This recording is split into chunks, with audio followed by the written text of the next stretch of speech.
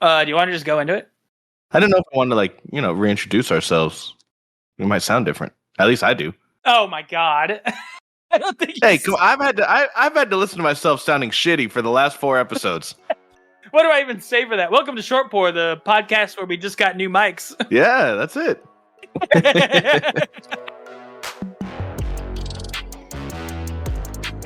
Welcome to Short Pour, the travel beer podcast where my brother's just getting back from New York. We're your hosts. I'm Chris. And I'm Branden. As my brother just mentioned, I just got back from a trip to New York City. Yeah, I kind of stole your thunder on that. Yeah, I know, but I was just going to go with it. I was going to let you have it. I stole your intro. But we thought it'd be fun to share some of the beers that I got from my travels. However, there's actually a caveat. I haven't had any of the beers that we had. I went to a few breweries and bars. I had several beers out there. I didn't realize how hard it would be to get them back.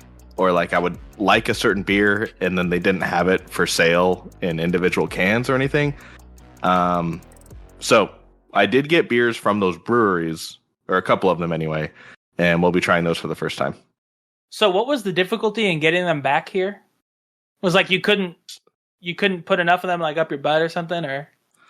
Yeah, well, there was so many things up there already, but Oh God. Where did you want me to go with that? No, it was they had their beers on tap that I tried. So, I tried flights at some of the breweries, but then they didn't have that specific beer for sale in a can. Gotcha. And so then I thought, oh well, I'll just ship it. I'll just order it, online or whatever. And there's, I don't know, some weird state to state laws where New York couldn't ship to Missouri.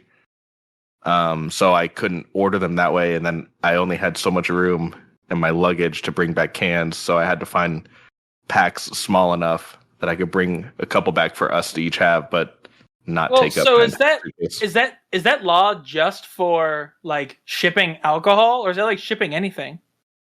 I gotta believe it's shipping alcohol, and I've never venture heard to of that. say it's shipping specifically to the consumer. Oh, because they could ship it to a business, I would think, because they sell some of those beers. Well, they didn't sell the beers I was looking for here, but a couple of the breweries on their website mentioned that they sell their beer in 30 plus states. So okay, gotcha. They're selling them somehow.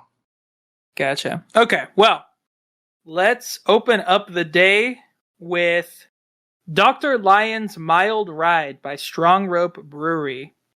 It is a mild ale. I don't know what that is. I don't know what that means. I don't know exactly what it means either. I've never heard of that. Strong Rope is one of the ones I got to go to. I went to their Red Hook location, which was really cool. They had I talked with them a little bit on Instagram on my way there, just kind of setting up when to go and stuff. But they had a really cool setup. It's just out on the harbor, and you can see the Statue of Liberty from their patio area. So that's where we sat and tried some of the beers. Okay. Yeah, so the back of the bottle for this one is actually nothing that I could find. I could not find any flowery text for this beer. So instead, I'll just describe the can to you, which is... Good luck. Yeah. It's a black and white, almost continuous line charcoal man standing with one hand on his hip, and in his other hand, he is carrying what appears to be a piece of cake. Yeah. Okay, that's what I was going to guess. Yeah, it looks to me like it's a triangle wedge of cake. And what the hell does his shirt say? I couldn't read it. Endless? No, there's too many letters. There's an F in there. Yeah. I know. I thought that it said something like that too. I thought it said something like sideline or something, but there's an F in there. And possibly an 8. Yeah, I thought it said indies at one point. Yeah. So his shirt says something, and he's wearing a party hat, and he is standing in front of like a sunset with the Statue of Liberty in the back, kind of like on a street. So, yeah, that's not bad. That's a pretty good description, honestly. I mean, it looks cool, but yeah, it is it's a wild looking can, which actually that brings me to the point that you pointed out a couple episodes ago that we say wild a lot. Yeah. So I thought it was kind of funny that this one's a mild. So this is gonna be mild, man. Yeah, that could be the new word. Yeah. And this one comes in at a 4.1% ABV. Yeah. All right, ready to pour? I have already poured it. Okay. Whoa, it's a lot darker than I thought. This is like very, very brown. I don't know why I wasn't expecting that. Yeah, so when I was there, I had a flight. I don't remember every single. Actually, no, I do. I tried 11 pub ale, Trophy Cat, and a mild journey, and they were all really good. I really, really liked Trophy Cat and a mild journey, and I'm hoping this one's kind of similar to a mild journey. So on the website, they just listed as a dark mild, and I'm assuming that's what this is as well. Yeah. I mean, the can just says mild ale. Right. Yeah, I guess I don't know the like nuance of all that. Yeah, I've never even heard of the mild style before, so I have no idea. Well, let's go ahead and get into it. Yeah. This thing definitely has like a sustained head. Like it stayed does. around for quite a while. Yeah. All right, I'm trying it. Let's do it. That like tastes like roasty. Yes, it tastes roasty and it's very smooth. Yeah, that's a mild taste. That is mild, dude. Yeah. That is a mild taste, yeah. It tastes very similar to the updated Newcastle recipe to me. Yes, it does. There's a little more, I don't know, like smoke to this one. Mm-hmm. But yeah, you're right. I think it does kind of have like that similar, I don't know, I guess just like brown ale kind of taste to it. Yeah, to be honest, I mean, the Newcastle is just a brown ale, right? Mm-hmm. I couldn't tell you exactly what's mild about this, like what makes it mild. Yeah, I'm not sure. I mean, it is really smooth. It is very smooth. It doesn't seem nearly as carbonated as what I would have expected, I guess. Maybe that's where the mouth comes in. I don't know. Yeah, it is very, it's a very, it's smooth, but it's not like thin, if that makes sense. Right. Yes, that does. But all right, let's hear some reviews. Wait, or we're going to do the history first? Oh shit, yeah. Oh fuck, yeah. Right. Okay, let's do some. Hey, we've been out, it's been vacation mode, man. Yeah. All right. So for Strong Rope, it's based out of Brooklyn. And they actually started pretty recently in 2015 by a husband and wife team, Jason Saylor and Christina Quintero. Hello, and the name Saylor. Oh, God. And the name Strong Rope is actually an homage to Jason's friend, Eric Ropeteau, who lost his life on September 11th. Gotcha. And so he started, I think, home brewing shortly after that. And then, when he wanted to take it bigger and make a brewery, he, wanted to like pay tribute to his friend. So that's where the name kind of comes from. Cool. Yeah, no, that is cool. They travel around. They have a really big focus on using like locally sourced ingredients. So they travel around New York to work with like regional farmers in the community. So they use like 100% New York malt and 100% New York hops to make their beer. And again, they opened pretty recently, but they already have 3 different locations. I went to the Red Hook location, which sits right on New York Harbor, like I said, and you do get to see the Statue of Liberty. We went there later, so we saw it at sunset, which was really cool. Oh, nice. So almost exactly like the can. Yeah. Except I wasn't holding cake, but everything else is exactly like the can. The party hat was there still. Yes. Or I guess, is that just like an old-timey clown hat even? I thought he looked kind of like a sad clown, but with like modern clothes. Yeah. Okay. I'm kind of seeing that too. He also has no chin. It just goes straight from like the side of his face into neck. There's no jaw. Yeah, you're right. Well, he's also like one continuous line, so. Yeah, true. All right. Well, that's cool though. Yeah, no, it is. And like I said, they were really good about communicating with me. I had reached out a few weeks before I went, and they, just kind of said like when a good time to stop by would be, and they gave me some recommendations on beers to try. So nice. It was a good experience. Yeah, I will say with this beer, there aren't a lot of reviews out, so I don't know if this is like a newer beer or one they like haven't mass released yet or something. But I did find one review of note. So this person says, brought this back from a shop in NYC, so wanted to enjoy it.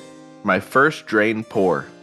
Again, what does that mean? A drain pour? What is a drain pour? Hold on. A drain pour. Oh, is it it's a bad thing. Is this the bad review? Oh, well, it's just the only review that was on there. Oh, this is saying he literally poured it down the drain. Oh no. That's all he's saying. Yeah. No. I was thinking about Big Spew again. I was like, what does this mean? Oh, that's messed up. All right. So I guess this explains the next part then. Nose and taste were off. Can't really articulate a description other than off. Maybe smoke? Okay, it does taste smoky. Yeah, it's smoky. I don't smell it, the smoke. No, if anything, it smelled pretty bready, but not smoky. Yeah, I don't really. I do taste the smoke. That's definitely there, but I don't smell any from it. But yeah, so when I looked up drain pour beer, the top comments are sometimes you just got to say this is piss water now and dump it. and then another guy says like he's a home brewer, and I've always encouraged guests, if you don't want to finish it, if it's not for you, do not hesitate to drain pour it. I will not be offended. It's just beer, man. It's barley water. Yeah, that's fair. It's a good way of looking at it. I thought we were going to end up on a whole nother tangent of, learn some new game where you have to pour it while it's swirling a certain way or something. Yeah. So with us only having one review, and just getting back from my trip, I thought I would share a story. So we were riding the subway, and we ended up on like an express subway, so it like skips a few stops before it reaches the next one, just to get you further faster. Gotcha. And so we get on there, and we had like a couple stops back to back, and then we end up on the long stretch where we're skipping a few stops. And right as we start that stretch, this guy on the subway immediately starts smoking. Oh God! Like, no way! Like just like a cigarette? Yes, yeah. It's like he just like lights it up, and then he just like hawks a big old loogie on the floor, and everyone that's sitting in that area just gets up and just moves. So there's this like radiated circle of like where no one's around this guy, just him. And of course, it's like the longest part where we're going to be on the subway, so we have to ride through like 4 stops or something. Yeah, with none of the doors opening to like hopefully air it out. I don't know how to. Right, and it was like an air-conditioned subway, so I don't know how to open the windows, or I guess I assume you can. I don't know how to though. No one else was, so we're all just stuck in there with this guy and his cigarette. And I was like, man, this is like the worst. Yeah, I'm imagining like just like a tube filled with smoke too, because like, where is it to go? Like, I imagine it got pretty hazy. Yeah, I mean, like you could definitely see it, and then obviously, I mean, smell it and stuff. And that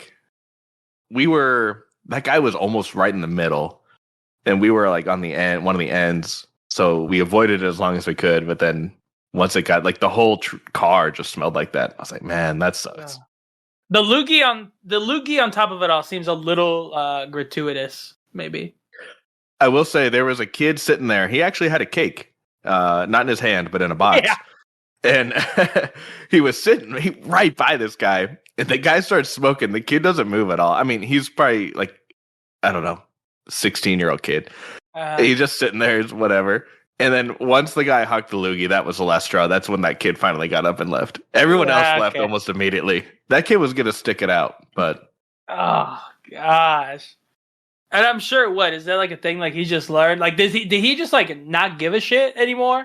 Or was it one of those things where like he will never feel crowded on the subway because of this one weird trick kind of thing, you know? Yeah. Always have an open spot on the subway. Right. Yeah, I don't know what I mean, I assume he just didn't care, but... Jesus. I didn't talk to him. I don't know. All right. We ready to move on? Yeah, are you done? I have a little bit left. This might be my first drain pour, actually. I'm joking.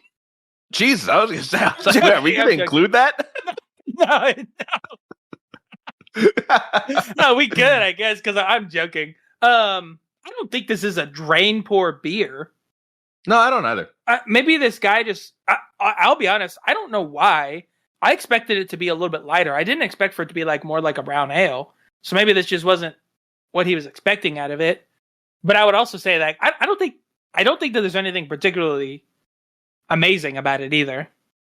Yeah, I wonder if the mild part is kind of what's like throwing people, because the smokiness isn't mild. Like it's definitely got its own unique taste. Mm-hmm. And I'm wondering if that's the part that's messing people up. It's like they're going in expecting it to be very like light or subdued, maybe. Or just very like, this is gonna taste like a very run-of-the-mill beer. Not one strong flavor in any direction. Right. But this definitely has its own unique taste. It does. Actually, as I'm like getting to the bottom too, I'm finishing it. It almost has kind of like a woody, yes, woody finish to it. But it does. It does. I agree. All right. So our second beer is from Three's Brewing, and this one is called Capacity for Wonder. So again, I didn't try this one. I went to a place where we got like these really fancy burgers, and they had a bar and stuff. I will say, on tap, they had Tank 7 from Boulevard in New York City. Oh, really? Dude, that's wild. That's cool. I thought that was kind of cool. I was like, hey, we made it. Yeah. But the beer that I tried from them was called Logical Conclusions. It was a hazy IPA. I really enjoyed it. I liked it a lot. So again, I thought I was going to be able to buy it. This place, Three's Brewing. So this place, Three's Brewing, has a store, I think, that is dedicated just to selling their beer in cans. And it was a block from our hotel. And they close at 8. So we didn't go to the burger place till later in our trip. So I didn't have like a ton of time left, but we missed it the first day that I realized it was there. So we planned on going the next day, which was our last night there. Mm-hmm. And we went at 7:30 and they closed early. And I was like so disappointed because it was going to be so easy to buy that one beer that I had. Wait, so was this like a specific grocery store, or is it literally they just sell their beer? I think they just sell their beer. Whoa. It's their own store. Oh, okay. So it's not the actual like brewery side of it. It's literally just their own storefront. Like, yes, it was in Manhattan. It was I mean, I'm sure it was awesome. It would have been cool. Yeah. But I missed it. If they would have stayed open on time. So we ended up looking up places to sold beer near us, and we got to a bar, whatever, and they had this company. They had several of their beers, but they were out of the one that I had at that other place. So that's how I ended up choosing this one. It was just another hazy IPA from the same company I tried, so I figured that would go well. Yeah, and so I like the can design on this. It's very simple. It's since it's called Capacity for Wonder, it's like a essentially like if you were like on plane, like a plane window, like plane windows, and outside of one of them is just like a yellow balloon. I don't know. It's kind of cool. Yeah, they had. I looked at some of the other cans. They had a lot of like this, I don't know, minimalistic kind of art style. Yeah. But I thought it looked really cool. Yeah, I like it. So the back of the bottle for this one is Capacity for Wonder is a luxurious hopped hazy IPA packed with brewer selected Citra hops and Australian Galaxy. While hops tend to receive all the glory in our hazy beers, yeast plays the unsung hero here, powering expressive notes of candy-like tropical fruit. Ripe pineapple, soft melon, and papaya come to mind. Your inner child will squeal with delight. It comes in at a 7% ABV, and I didn't know what Australian Galaxy meant. Okay, I was going to ask you what that was. Yeah, so I looked it up. It's just it is an Australian breed of hop. Oh, okay. And one writer described it as a, quote, passion fruit bomb, end quote. So it's apparently like great in like fruit flavored beers. Like that's what a lot of people use it for. So seems like that's exactly why they chose it for this. Yeah. All right, Have ready you started pouring? I'm about to. I just started. Right. You're gonna get a lot of head. Okay. Whoa, it's like really yellow. Mm-hmm. Yeah, the smell like immediately hits you with the. I mean, you can smell the fruit for sure. Mm-hmm. Yep. It smells good. It does smell good. It is a lot of head. I know you got to go slow. Hey, I will say, the place that I ended up buying this beer, it was like a hybrid beer store / bar. But while I was out that day, I have a Selena shirt, so I wore that shirt. And when we were in the bar, we were getting our drinks, and then Selena came on the like whatever they were playing music on, and the bartender and like one girl that was like drinking beer there were like, "Oh my god, this guy's got a Selena shirt!" They were very excited about that. That's awesome. Hey, that Selena shirt was a hit out there. Was it really? Yeah. I had multiple people say to me that they liked the shirt. And then I also had several people who would like didn't talk to me, but I could see them like, tap their, friend or family member or someone. Oh yeah. And be like, "Oh, Selena, look at Selena." Dude, for a second I thought you were gonna say they didn't talk to me, but they talked to the shirt. Oh my god, Selena, so good to see you out here. Yeah. Yeah. We miss you. Yeah. Oh my god. Yeah, I like that shirt. Honestly, someone says something about that shirt pretty much every time I wear it. I'm trying to remember which one it is. Have I seen it? I don't know. Maybe. I don't know that I've seen it. I know I wore it for a spirit day when I was teaching. Well, that wouldn't help me any. Yeah, I know. I'm just telling you when I wore it. All right. First taste. Okay. Let's go for it. I like that. It's pretty fruity. Dude, that is thick. I know that it's like, obviously it's hoppy because it's an IPA, but I feel like all the fruit does a really good job of kind of, I don't know, overpowering or masking the like bitterness that you normally get. Yeah, so I would say that this one is really fruity at the front, and then all of the aftertaste is like that lingering like bitterness that you get with hoppy. Like the IPA. But the initial taste is very fruity. It's literally like fruit syrup like consistency though, I feel like. Yeah, I can see that. Like have you ever got like a can of like pineapples and then poured out like the juice from the can? It's like that consistency. Like where it's thicker than if you were to fresh squeeze juice. That's like the consistency of this. Yeah, I agree with that. It's kind of mild, honestly. Yeah, it's pretty mild, dude. Yeah. All right, so you want some history for it? Yeah. So Threes Brewing is another Brooklyn-based brewery. This one was established in 2014. So again, still really new in the grand scheme of things. Yeah. They really like to focus on lagers, hop-forward American ales, and mixed culture beers. And they kind of aim to put their own. What is mixed culture beer? I don't know. I guess I kind of assumed that it was, because we had that with the like hibiscus dream. We had that like very specific strain of yeast. And so I didn't know if it was, using different strains within it. Okay. I didn't know if it meant like the cultures of like the ingredients or like cultures of like people. like where like the people. Yeah. This is an Italian Japanese beer. Yeah. Like what? Yeah. Both could work though, because I mean they did highlight that they have like that Australian Galaxy hop. But that could also be the ingredients or just the people. Okay, so according to the Fermentation Association, mixed culture beer is from mixed fermentation that uses multiple microorganisms as fermenting agents. Okay. I'm still going, right? Yeah, you're still going. Sorry. Okay, sorry. All right, so they really like to put a modern spin on the more traditional styles.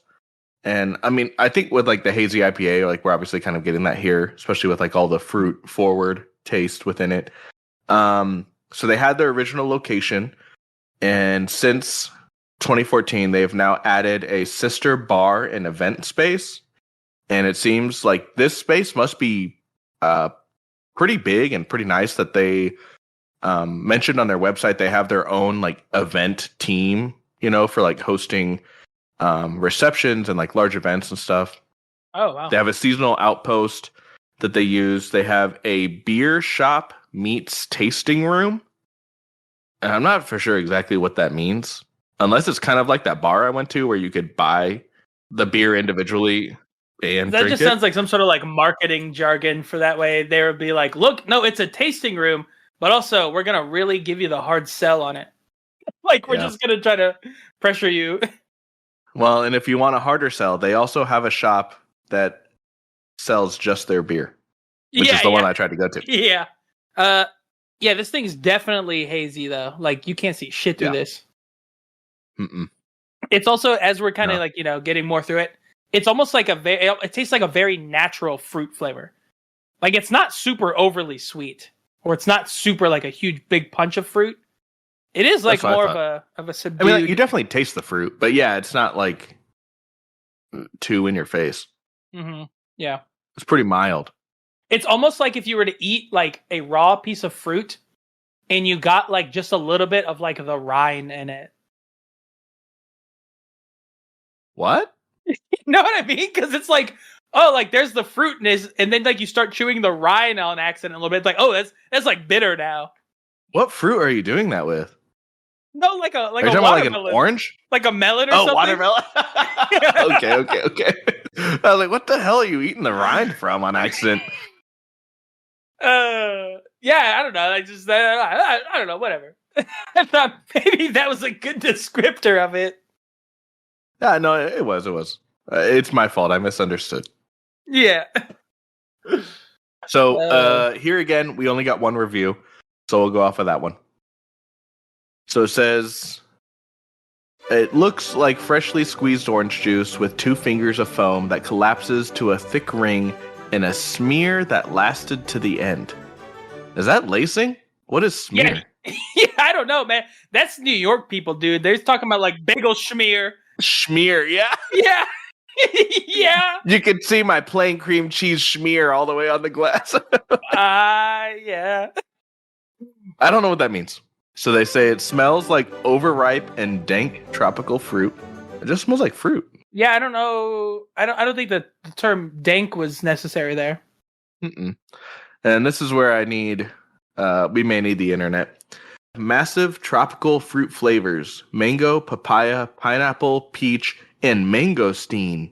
Medium bitterness nicely balances the juice. What's mangosteen? Mangosteen is actually, I actually do know what that one is. That's my favorite Snapple flavor, actually, is the mangosteen what is that? one. It's, let me see. It looks wild. It looks like... Ooh, I don't like that. Yeah, dude. Why would you eat that? If you are listening, go look up mangosteen and tell me that doesn't look like a chicken breast butthole. What? Chicken breast? Yeah, it looks like a bunch of chicken breasts formed together to make a butthole. Does that not look like exactly what it looks like? I think I can see the butthole part, but it looks like garlic cloves forming a butthole. Okay. Well, I'm looking at one where like it looks like moist. It looks like real like wet. Oh, I don't see any moist ones. But yeah, it's just what like is that? How is it different from mango? I mean, like obviously I see how it's different from mango, but what is it? Okay, let's see. Okay. Mangosteen, also known as purple mangosteen, is a tropical evergreen tree with edible fruit native to islands of Southeast Asia. Martha Stewart says that it is an elusive tropical fruit. Now I'm even more confused. I don't know what that means. Like she has trouble catching it on the tree, or? Yeah, I don't know, man. It's just a fruit. I don't know.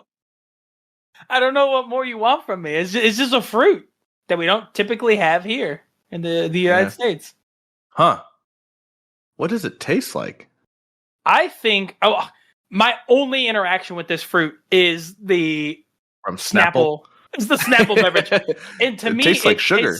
Yeah, I was literally going to say it tastes like sweeter mango. That's it. So, let's see. The AI overview from Google says that mangosteen has a sweet and slightly tart flavor. Yep. Interesting. The journalist and gourmet R.W. Apple Jr. once said of the fruit, "No other fruit for me is so thrillingly, intoxicatingly luscious. I'd rather eat one than a hot fudge sundae," which for a big Ohio boy is saying a lot.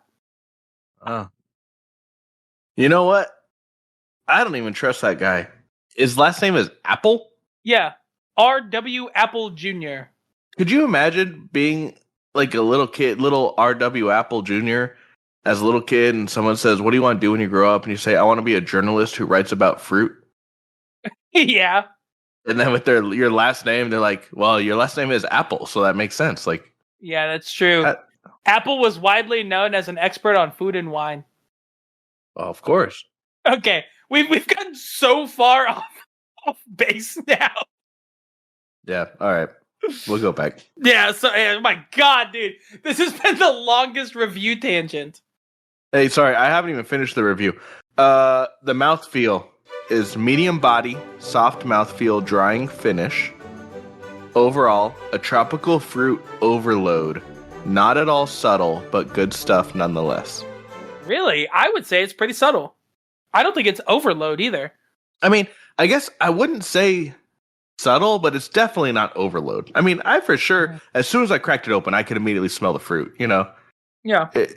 It's in there. I mean, that's fine, but yeah, I wouldn't describe it as some sort of like overload or too much or anything. No. Which is like exactly what I was like kind of saying too. Like it's like, yeah, it's like almost like a fresh fruit thing. Like it's definitely not like a concentrated, flavor of fruit. So yeah, that was our only review. Okay. Well, I guess maybe it's good that we went on the tangent, but yeah, I do have another New York City story to share. Okay. This is probably my favorite I didn't interact with the guy, I guess, but my favorite thing to like see and hear. There's this older man with like glasses and a light blue sweatshirt that got on the subway with us, and he was sitting like directly behind us. And he starts looking at the weather app on his phone. And he's like talking like to himself out loud so we can like hear everything he's saying. And he looks at the phone and he goes, "Oh, great. 67 and rainy. Oh, that's the same fucking weather every day. This city sucks." And then you can hear him start looking at the rest of the week. And he's like, 68 and cloudy, 67 and cloudy, 70 and cloudy. This fucking city, it's the same shit every day. And he's like so worked up about it. I thought it was so funny to like hear this guy just like ranting. And so he's like already mad about the weather. And then we get to a stop. And I will say we were like noticeably sitting at the subway station with the doors open for a lot longer than normal. And this guy then is like, "Oh, what are we waiting for? This MTA sucks. This is why everyone's on welfare in this city. We're all just sitting here. Why are we not moving?" And he's like, "So Oh my God. I thought it was so fun, but like he had that like East Coast accent and stuff. I thought it was so funny, but he was just like a very unassuming person. I would have never expected to hear this guy talk like that. And he was just, he was angry, but I really enjoyed that, honestly. Because the subway didn't move for like 20 extra seconds. Yeah. That's why we've got so many people on welfare in that goddamn city. yeah. He's like, that's why everyone on the city's on welfare. Oh my God. MTA sucks. I just thought it was so funny. Why was he writing it then? Because it's the only way to get around, I guess. I don't know. Gosh. I can only aspire to be that crotchety when I'm old. We'll get there. Just give it time. So for the third beer, I know that you went to New York. So you came back and you were going to surprise me. Jesus Christ. What the hell? What was that chain of events? God. Okay. Hey, be professional. Yeah. This is an internationally renowned podcast. Renowned? Renowned? Renowned. I already told you I was feeling it, man. Dude, this last beer is going to get sloppy, man. There's nothing we can do about it. So, for our last beer of the day, I know that you brought back beers for me to try as kind of like a surprise to me. So, we actually have another travel beer that's a surprise to you. Well, it was a surprise to me, too. My brother-in-law, Branden, brought back a beer for us to try from Puerto Rico. They recently took a trip there. So, we have a surprise Puerto Rican beer for our third beer. We have Magna, the premium lager from Cervecera de Puerto Rico. Hey, let's go. Also, I had to look this up just to be sure. Cervecera just means brewery. So it's literally just Brewery of Puerto Rico. Is what that means. That's what I kind of assumed, but I didn't know. Yeah, that's what I assumed too, but I just wanted to be sure. What a name. So the back of the bottle for this one is Magna Special Craft redefines premium beer. Through carefully selected ingredients, Magna brings elegance to a full-bodied beer. Represented by the regal lion, Magna embodies Cervecera de Puerto Rico's brewing expertise and dedication to excellence. It is an American-style lager, which I thought was hilarious. Yeah, that is funny. And this one comes in at a 5.1%, although they don't have it listed on the actual bottle. Another thing that I thought was interesting was they still have the U.S. Surgeon General's warning on it, which I thought was just interesting, because I know that they're annexed. Right, yeah. Like a territory, but like they still have the U.S. Surgeon General's warning for their beer labels. What exactly does that mean? Surgeon General or being a territory? No. Just like, yeah, being a territory, but like they're their own like independent territory? Yeah. I don't know. I have no idea. I only know the annexation of Puerto Rico because of Little Giants, yeah. And then when I was in college, my flag football team, one of our plays was called the annexation of Puerto Rico. And the one time we ran it, it went for a touchdown. Oh, nice. Looking back, we should have run it more, I guess. But yeah, we went 1-3. We were terrible. Dude, there's a way more. Oh, sorry, I started pouring. Oh shit. Okay. But there's way more head on this than I would have possibly guessed for like this style of beer. Whoa, yeah. Holy shit. It's like, dude, oh my god. It's almost like almost entirely head. It's like a science experiment for like kids. Like the elephant toothpaste, you ever seen that? Yes. It's like that, dude. Like where like it just started shooting up. Maybe over the summer we can do that for our kids, get them some Magnas and be like, here, pour this out. Yeah. Yeah. Science. Yeah. One thing, like immediately, it smells almost exactly like Corona. Yes, it does. Almost exactly. Yep, you're right. It does Which smell like that. is interesting. That'll make a little bit of an appearance again in the history. Oh, okay. All right, ready? I'm ready. Let's do it. Here we go. Yeah, that tastes like Corona. Yeah. Yeah, It's a light beer. Yeah, it's a light, I guess, like Hispanic style beer. Puerto Rican. Yeah.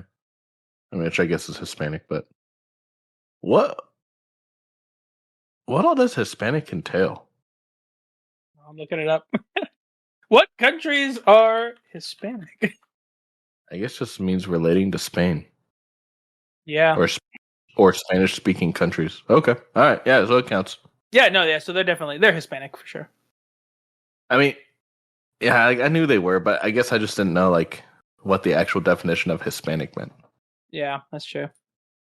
I mean, I always check it on the box. Oh yeah, me too. But so this beer is made by Compañía Cervecera de Puerto Rico. They are one of the largest Puerto Rican breweries. It was founded in 1937 by the brothers.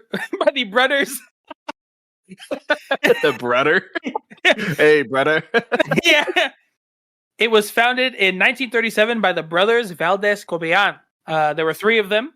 Their dad actually had like founded a power, light, and ice company for the largest city in Puerto Rico, like 27 years prior. So their dad had made a business, so they were kind of following his lead. So they started a brewery. Okay. They released their first beer in 1938.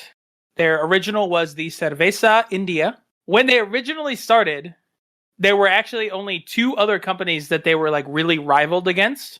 It was Real and it was Cerveza Corona.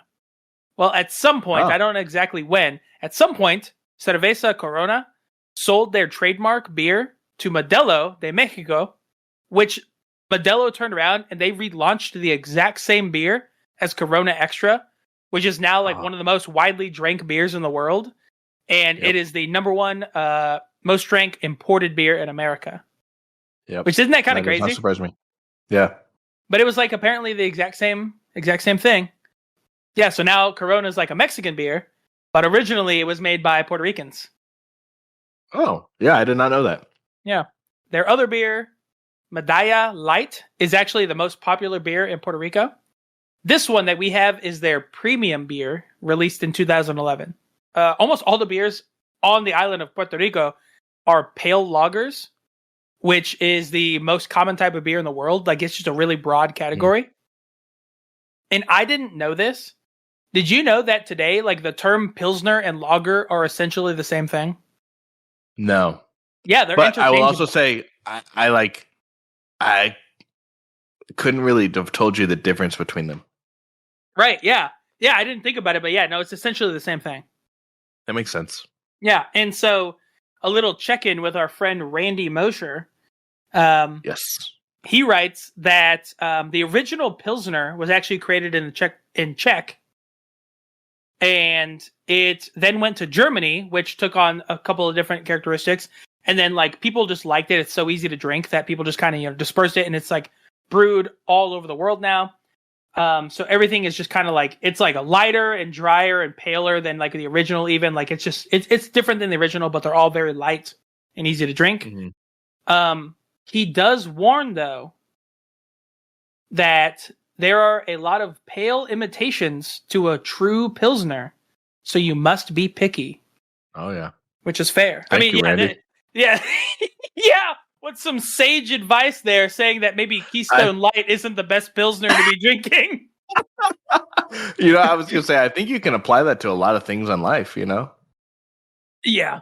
Hey, okay, so you saying that is kind of an interesting thing because I feel like I've seen a lot of breweries and companies that have like specifically a Czech Pilsner, but really that should be called a Pilsner, right? Correct. And the other ones are all The other ones should all be a German Pilsner or American Pilsner or something that's like, it's like we took the original and we're like, well, we have to specify that it's like the actual original Czech Pilsner. Well, actually, it's actually funny that you say that too, because Randy writes that the Czech Pilsner was actually widely known as the Pilsner Urquell.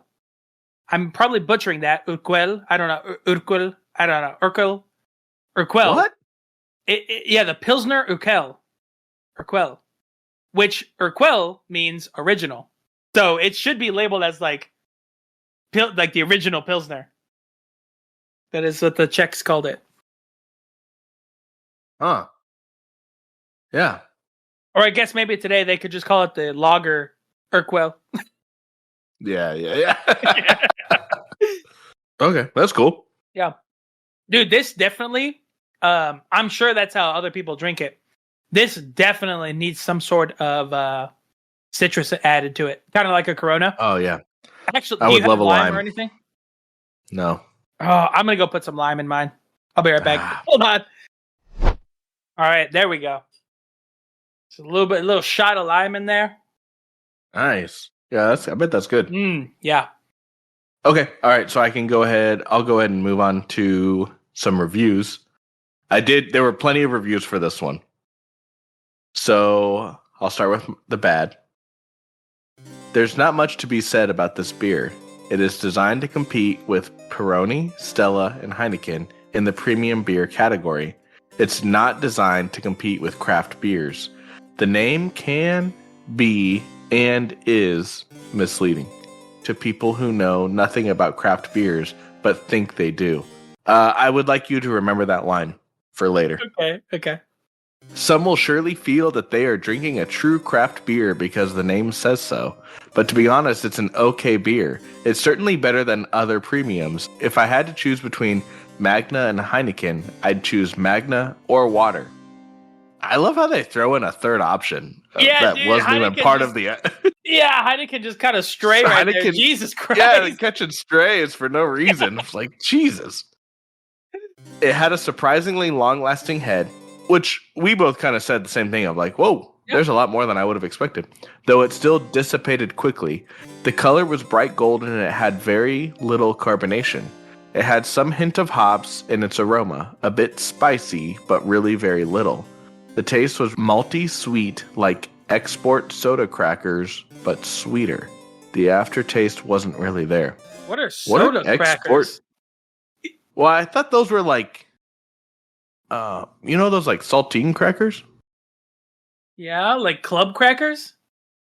No, like the like perfectly square white ones. Yeah, like saltines? Yes. I thought those were soda, but what are export soda crackers? Are you saying soda or soda? I think I did say soda.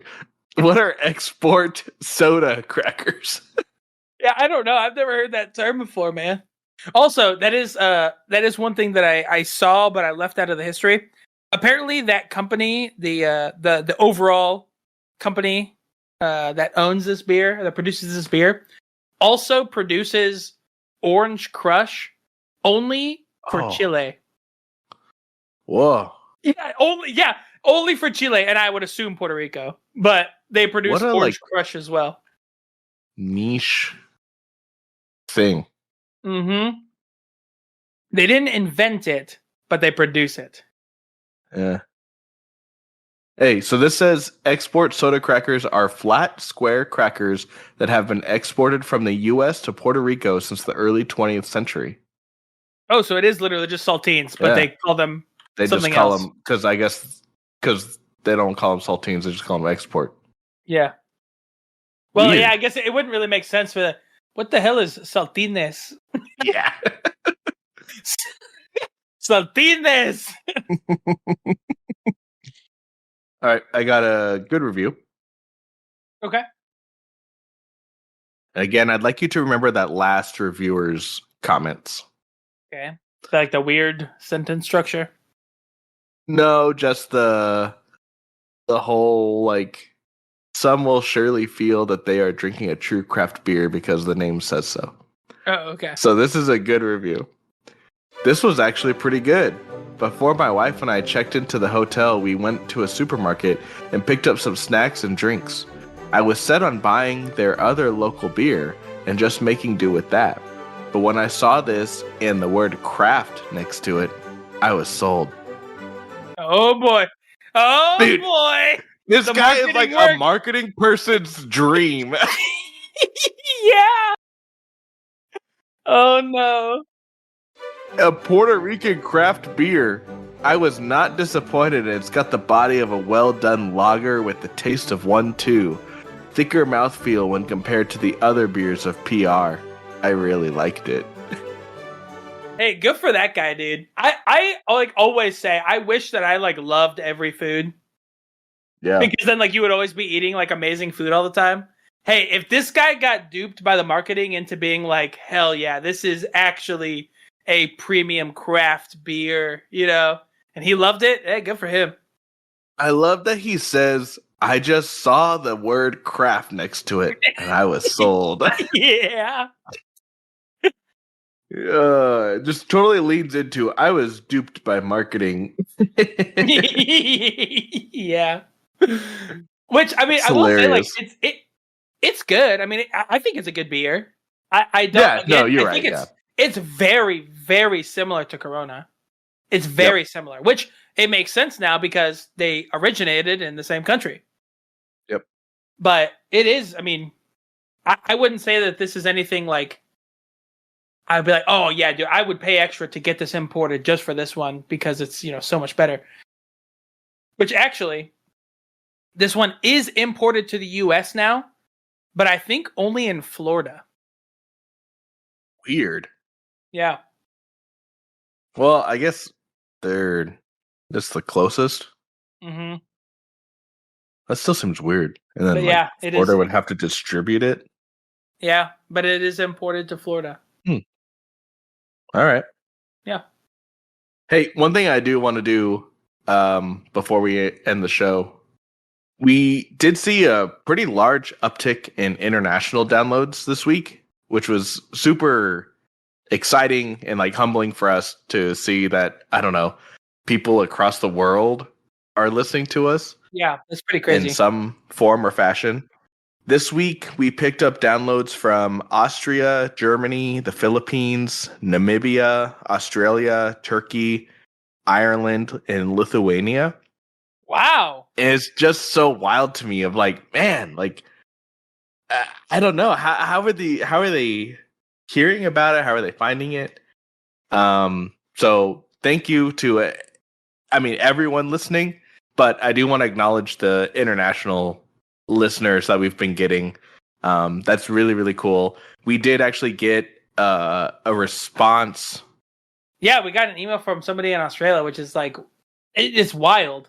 So yeah, like Bub said, like, thank you very much for watching. And it's crazy that people all over the world are hearing about this. And it's also really cool because, I mean, I guess there's beer in pretty much most places at this point. Yeah. I don't know that there's any Antarctic breweries, but Yeah, I don't know about that. So for the website we use to host our podcast, they kind of break down the world into various geographic locations. We have hit every location except for South America. So if anyone happens to know any connections or contacts in South America and can, I don't know, tell someone to give us a listen or something, that I don't know, that would be really cool to be able to say like, yeah, we've hit every single region that at least this website breaks it down into. Yeah that's crazy. That's crazy to think about. I think Namibia is the like coolest one to me. I was like, how did that happen? How the hell? Yeah, that's wild. Well, I think that's going to do it for us this episode. Thank you very much for listening. If you would like, please give us a follow on Instagram at Short Pour Podcast. And if you would like to send in a recommendation or I guess just share your thoughts, you can always email us at shortpourpod@gmail.com.